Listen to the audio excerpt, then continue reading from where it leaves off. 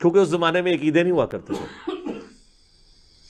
یہ آج کے جھگڑے ہیں جی، عطائی ذاتی، مستقل بالذات، غیر مستقل بالذات، پتہ نہیں کیا کیا کہانیاں بنائی ہوئی ہیں. اس نے نہیں کہا یا رسول اللہ میں آپ کو عطائی مان رہا ہوں، غیر مستقل بالذات مان رہا ہوں، اور میں اللہ کی اطاعت سے ہی مان. اس زمانے میں یہ کہانیاں نہیں سناؤندیاں بھائی، اردو دین سیدھا سیدھا سی. ٹھیک ہے، تو اسی واسطے اسی سیدھا سیدھا دین اتو بیان کر رہے ہیں، کتاباں والا دین اللہ کے فضل سے. اجعلتنی للہ ندا، کیا تو نے مجھے اللہ کے مقابلے پر کھڑا کر دیا. اب آگے سے وہ کوئی بریلوی نہیں تھا، ورنہ کہتا یا رسول اللہ دیکھیں میں نے پہلے اللہ کا ذکر کیا، اس کے بعد آپ کو ذکر کیا، اور میں تو آپ کو اللہ کا بندہ مانتا ہوں. میں آپ کے ساتھ وہ والی کوالٹیز مستقل بذات نہیں مانتا، میں آپ کی کوالٹیز کو ذاتی نہیں بلکہ عطائی مانتا ہوں، اور غیر محدود نہیں محدود مانتا ہوں. یہی وہ 5-6 کہانیاں نا جو رٹائی ہوئی ہیں انہوں نے، اعلیٰ حضرت بریلوی صاحب نے بھی، اور ان کے جو پوتا شاگرد ہیں مفتی احمد یار خان نعیمی. پورا شرک انہی 3-4 ٹرمنالوجیز کے اوپر کھڑا کیا ہوا ہے. یہ صحابی کو تو نہیں دماغ میں آیا کہ وہ یہ آگے سے بات کرے. الحمدللہ رب العالمین والصلاة والسلام علی سید الانبیاء والمرسلین، اما بعد فاعوذ باللہ من الشیطان الرجیم، بسم اللہ الرحمن الرحیم. قرآن و سنت کے دلائل کو سمجھنے کے لیے ذاتی، عطائی، حقیقی، مجازی، مستقل، غیر مستقل، ان چیزوں کا فرق کرنا ضروری ہے. اور ان چیزوں کا فرق کیے بغیر جو قرآن و سنت کے دلائل کے اندر بظاہر آپس میں تعارض نظر آتا ہے، اس تعارض کو دور نہیں کیا جا سکتا. یہ بالکل بات واضح ہے. جب ہماری بات آتی ہے تو مرزا جلمی کہتا ہے کہ یہ جو انہوں نے اپنی طرف سے بنایا ہوا نا کہ یہ مستقل ہے، غیر مستقل ہے، یہ کہانیاں پہلے نہیں ہوتی تھیں، یہ انہوں نے کہانیاں بنائی ہوئی ہیں. ہم تو سادہ قرآن و حدیث لوگوں کے سامنے بیان کرتے ہیں.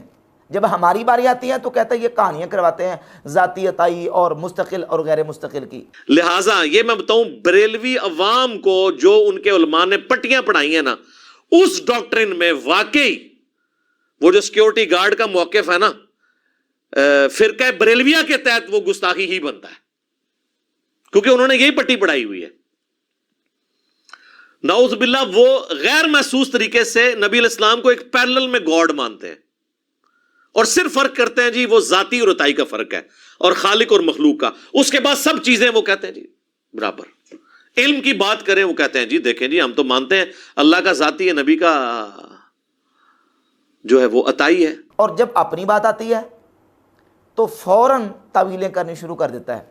مرزا جیلمی نے ایک موقع پر یہ کہا تھا کہ اللہ تعالیٰ فرماتا ہے کہ تم اپنی 60 سال کی زندگی مجھے دے دو تو میں بھی تمہیں جنت میں منی گاڈ بنانے والا ہوں.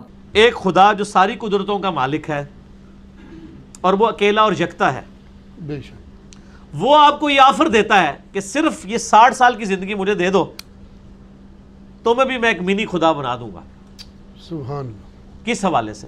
وہ رہے گا مخلوق ہی، لیکن جو کوالٹیز گاڈ کے پاس ہے سر، وہ آپ کو ایک منی خدا بنانے والا ہے اس حوالے سے کہ آپ کو وہ ساری کوالٹیز دے گا جو انسان کے اندر چھپی ہوئی ہیں. یعنی تم اپنی 60 سال کی زندگی مجھے دے دو تو میں تمہیں جنت میں منی گاڈ بنا دوں گا. نعوذ باللہ تعالیٰ. اب اس جملہ کو بولنے کے بعد جب اس کی گرفت ہوئی، مرزا کی پکڑ کی گئی، تو تعویلیں کرنی شروع کر دیں اور کہا کہ نہیں وہ میرا مطلب یہ تھا کہ وہ مخلوق گاڈ ہوں گے. جب میں نے مخلوق کا لفظ بول دیا تو خالق اور مخلوق کا فرق کرنے کے ساتھ میں نے بولا ہے، تو خالق اور مخلوق کا فرق ہو گیا، تو لہٰذا اب بندوں کو منی گاڈ بھی اگر کہہ دیں تو کوئی فرق نہیں پڑتا. تو میں نے کہا تھا اس اللہ سے کیوں نہ محبت کریں جو اکیلا تھا اور اس نے اپنی خدائی صفات میں آپ کو بھی شامل کر لیا ہے خالق اور مخلوق کے فرق کے ساتھ جنت کی زندگی میں.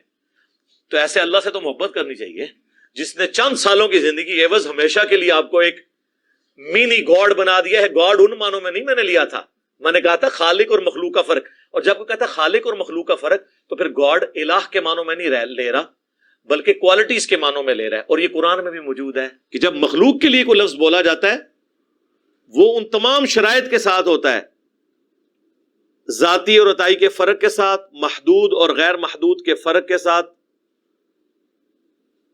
یہ ساری چیزیں اس میں امپلائڈ ہوتی ہیں، اور خالق اور مخلوق کے فرق کے ساتھ. اللہ بھی رؤوف الرحیم ہے. قرآن میں بالمؤمنین رؤوف الرحیم کسے کہا گیا؟ نبی علیہ السلام کو. لیکن ہم فرق کرتے ہیں، الرؤوف الرحیم اللہ ہے، اور رؤوف اور رحیم نبی علیہ السلام ہے۔ شرک کی بنیادی ڈیفینیشن ہے کہ آپ نے مخلوق اور خالق کو ایک کر دیا، تو سرکار یہ تو نہیں ہے۔ قدیم کو حادث سے الگ کر دیا، توحید ہے۔ ہم نے جب کہہ دیا ہم حادث ہیں، مخلوق ہیں، اب جتنی باتیں آپ مرضی کریں شرک نہیں ہوگا۔ جب اپنی بات آتی ہے تو یہ طویلیں کرتا ہے، اور جب ہماری بات آتی ہے اور ہمارا مقدمہ ہم جب قرآن و سنت سے ثابت کرتے ہیں کہ ذاتی، عطائی، حقیقی، مجازی اور جو ہے وہ مستقل، غیر مستقل، اس کا فرق قرآن و سنت کی روشنی میں ہمیں کرنا پڑے گا۔ اس کا فرق کیے بغیر دلائل کو نہیں سمجھا جا سکتا، اور بظاہر جو ادلہ کے اندر تعارض آتا ہے اس تعارض کو رفع نہیں کیا جا سکتا۔ تو فوراً کہتا کہ یہ اپنی طرف سے انہوں نے کہانیاں کرائی ہوئی ہیں، کیونکہ اس زمانے میں عقیدے نہیں ہوا کرتے تھے۔ یہ آج کے جھگڑے ہیں جی، عطائی ذاتی، مستقل بالذات، غیر مستقل بالذات، پتہ نہیں کیا کیا کہانیاں بنائی ہوئی ہیں۔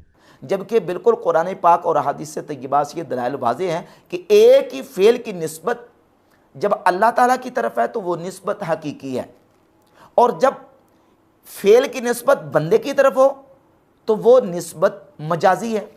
دیکھیے اللہ رب العزت قرآن مجید میں ارشاد فرماتا ہے، اللہ یتوفی الانفس، اللہ ہے جو جانوں کو موت دیتا ہے۔ جانوں کو موت کون دیتا ہے؟ اللہ۔ یہاں جانوں کو موت دینے کی نسبت اللہ تعالیٰ کی طرف ہے، اور یہ نسبت حقیقی ہے کہ حقیقت میں محیی و ممیت اللہ کی ذات ہے۔ زندہ کرنا اور مارنا یہ اللہ رب العزت کا کام ہے، محیی و ممیت حقیقت میں اللہ تعالیٰ ہے۔ لیکن اس فعل کی نسبت اللہ تعالیٰ نے جناب سیدنا ملک الموت علیہ السلام کی طرف قرآن مجید میں فرمائی، قُلْ يَتَوَفَّاكُمْ مَلَكُ الْمَوْتِ الَّذِي وُكِّلَ بِكُمْ ثُمَّ إِلَىٰ رَبِّكُمْ تُرْجَعُونَ۔ فرما دیجئے یتوفاکم ملک الموت، کہ تمہیں ملک الموت وفات دیتا ہے۔ اب ملک الموت علیہ السلام وفات دیتے ہیں، اللہ وفات دیتا ہے۔ اللہ تعالیٰ کی طرف وفات دینے کی نسبت حقیقی ہے، اور ملک الموت علیہ السلام کی طرف وفات دینے کی نسبت وہ مجازی ہے۔ اس فرق کو سمجھے بغیر آپ ان دونوں جو آیات ہیں ان کا فرق نہیں سمجھ سکتے۔ تو حقیقی اور مجازی اس کا فرق ضروری ہے۔ ایک مقام ہے اللہ رب العزت فرماتا ہے، یَہَبُ لِمَن یَشَاءُ إِنَاثًا وَیَہَبُ لِمَن یَشَاءُ الذُّکُورَ، جسے چاہتا ہے اللہ بیٹے عطا فرماتا ہے، جسے چاہتا ہے اللہ رب العزت بیٹیاں عطا فرماتا ہے۔ وَہَبَ یَہَبُ ہِبَةً، کسی کو دینا۔ اب ہبہ کی نسبت یہاں اللہ کی طرف ہے کہ اللہ تعالیٰ دیتا ہے بیٹیاں بھی بیٹے بھی، یہاں نسبت حقیقی ہے۔ اور دوسرے مقام پہ جب سیدنا جبریل علیہ السلام سیدہ مریم رضی اللہ تعالی عنہ کے پاس آئے تو آ کے کہتے ہیں، انا رسول ربک لأہب لک غلاما زکیہ، میں تمہارے پاس آیا ہوں تمہارے رب کا رسول، کس لیے؟ لأہب لک غلاما زکیہ، تاکہ میں تمہیں ستھرا بیٹا دوں۔ اہابا یہ واحد متکلم کا صیغہ یہابو سے، میں تمہیں ستھرا بیٹا دوں۔ تو یہاں نسبت جو ہے وہ مجازی ہے، اللہ تعالیٰ کی طرف نسبت حقیقی ہے۔ تو حقیقی اور مجازی، ذاتی اور عطائی، مستقل اور غیر مستقل، ان چیزوں کا فرق کرنا ضروری ہے۔